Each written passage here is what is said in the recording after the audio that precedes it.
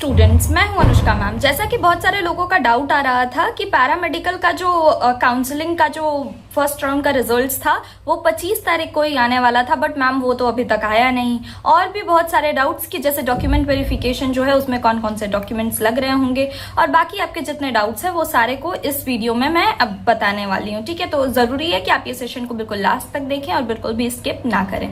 तो चलिए वीडियो को शुरू करते हैं। सबसे पहला डाउट ये आ रहा था कि जैसा कि आप लोगों को पता था कि आपका जो फर्स्ट राउंड ऑफ काउंसलिंग में जो आपने चॉइस फिलिंग किया वो पूरा हो चुका था और आपका जो रिजल्ट था वो 25 तारीख को आने वाला था, यानी कल आने वाला था। ठीक है, बट क्या है अभी तक रिजल्ट अपलोड नहीं हुए हैं साइट पे। और जैसा कि आपका फिर जो आप लोगों को पता होगा कि आपका जो फाइनल रिजल्ट था ऑब्जेक्शन के बाद फर्स्ट राउंड ऑफ काउंसलिंग का वो 28 तारीख को 28 जुलाई को आने वाला था।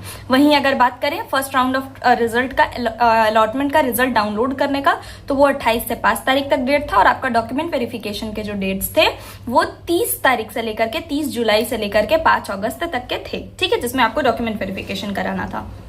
बट अब हुआ ये है कि 25 तारीख हो चुका है और अभी तक आपका जो फर्स्ट राउंड ऑफ काउंसलिंग का रिजल्ट जो था वो नहीं आया है। तो देखिए बहुत सारे चांसेस हैं। कई बार होता क्या है, बहुत सारा डाटा अपलोड करने में साइट जो है वो क्रैश कर रहा होता है या कुछ टेक्निकल इशू हो जाते हैं। इसकी वजह से हो सकता है, ये प्रोबेबिलिटी हो सकती है कि इसी वजह से कल आपका रिजल्ट जो है वो अपलोड नहीं हो पाया।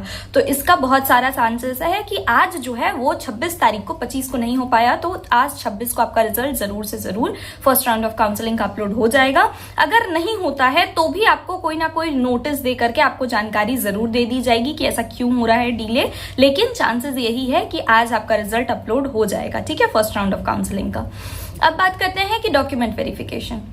तो डॉक्यूमेंट वेरिफिकेशन जो है वो ऑफलाइन होता है और ये बहुत ही कॉम्प्लेक्स प्रोसेस पड़ता है एक नॉर्मल बच्चे के लिए ये समझना कि वो कितना कौन कौन से डॉक्यूमेंट्स उसको जरूरी है उसके डॉक्यूमेंट वेरिफिकेशन पर लेकर के जाना। अगर उसके पास कोई डॉक्यूमेंट नहीं है तो क्या हो सकता है, तो मैं उस बारे में भी आपको बता देती हूँ। तो डॉक्यूमेंट वेरिफिकेशन में जो आपके डॉक्यूमेंट्स जरूरी हैं वो सबसे पहले तो है आपका सर्टिफिकेट्स। ठीक है, आपके 10th 12th के सर्टिफिकेट्स जो है वो जरूरी है। ठीक है, इसके बाद क्या जरूरी है, तो इसके बाद आपका कैरेक्टर सर्टिफिकेट, आपका जो माइग्रेशन, आपका मार्कशीट, क्योंकि बिहार बोर्ड वाले बच्चों को मार्कशीट और सर्टिफिकेट दो अलग अलग मिल रहे होते हैं ना। बाकी सीबीएसई वाले जो बच्चे होंगे उनका क्या है, उनका मार्कशीट और सर्टिफिकेट एक ही होता है, तो आपका वो होना जरूरी है।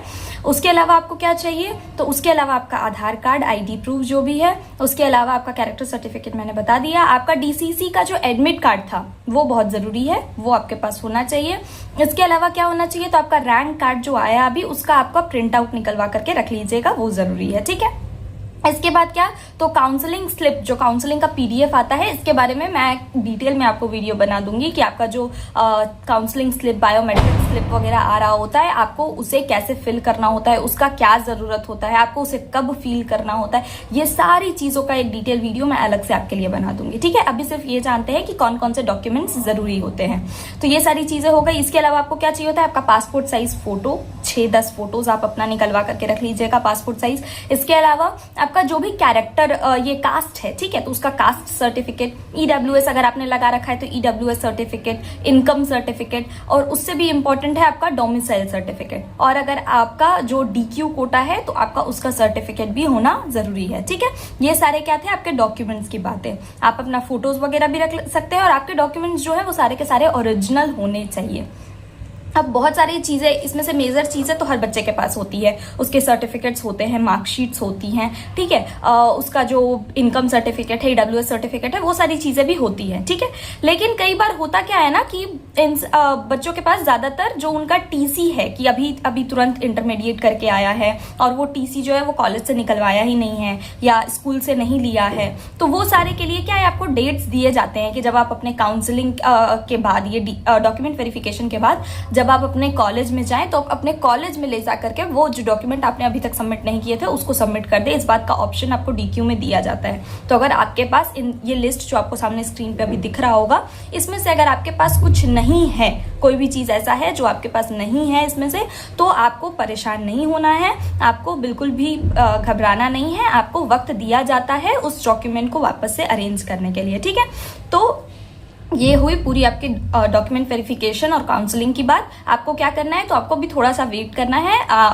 थोड़ा वेट करना है ताकि आपका जो फर्स्ट राउंड ऑफ काउंसलिंग है उसके जो ये है रिजल्ट है वो अपलोड हो जाए। और अगर नहीं होता है तो उसके नोटिस का जो भी एक प्रॉपर नोटिस आएगी बीसीसी बोर्ड की तरफ से, उसका वेट करना है। ठीक है, थैंक यू सो मच।